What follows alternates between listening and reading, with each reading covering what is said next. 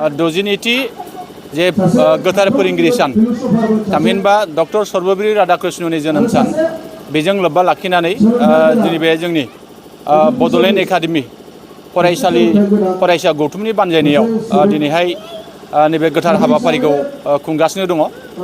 आङो बड'लेण्ड एकाडेमि फरायसालि सामलाय आफादनि आफादगिरि हिसाबै आं दिनैहाय बिथांमोननि जे हाबाफारि लानाय बेखौ आं खोब गोजोननाय मोनदों आरो आङो आंनि गोसो गोरबोनिफ्राय जे जोंनि बे बड'लेण्ड एकाडेमियाव फोरोंनाय जे फोरोंगिरि सार मेडाममोन बिथांमोननो आंनि गोसो गोरबोनिफ्राय आं साबायखर जासिगोन। लोगोसे जोंनि सारा भारत नाङैनो जोंनि जेसेबां गेदेमा फोरोंगिरि बिथांमोन दङ बिथांमोननिसिमबो आंनि गोसो गोरबोनि आङो साबायखर आरो खुलुमनाय आं जासिबाय।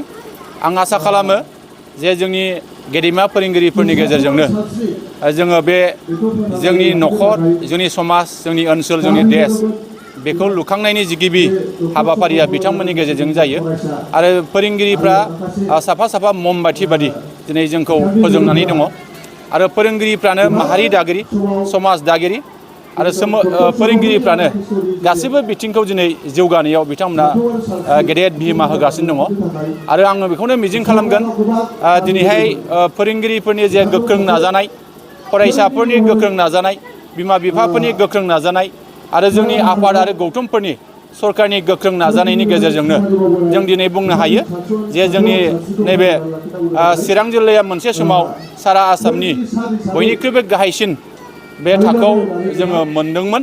नाथाय देग्लाय फैयै फैयै जोङो सारा आसामनि गेजेरावनो सेथि मासि आवगायनो हानाय बे हानायाव जोंनि फोरोंगिरिफोरनि गिदिरथार जोंहा बिहोमा दं होननानै आङो सानदों।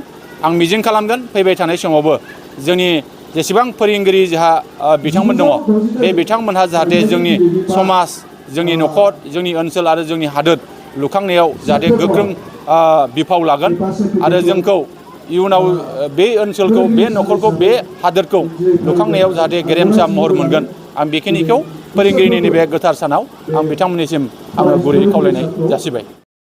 5 सेप्तेम्बर 2023 मायथाइ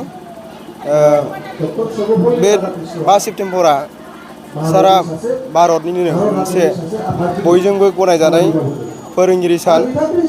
बे सानखौ मानगोनां रुंसारि डक्टर सर्वपल्ली राधाकृष्णन बिथांनि जोनोम सानजों लोब्बा लाखिनानै खुंनाय जायो।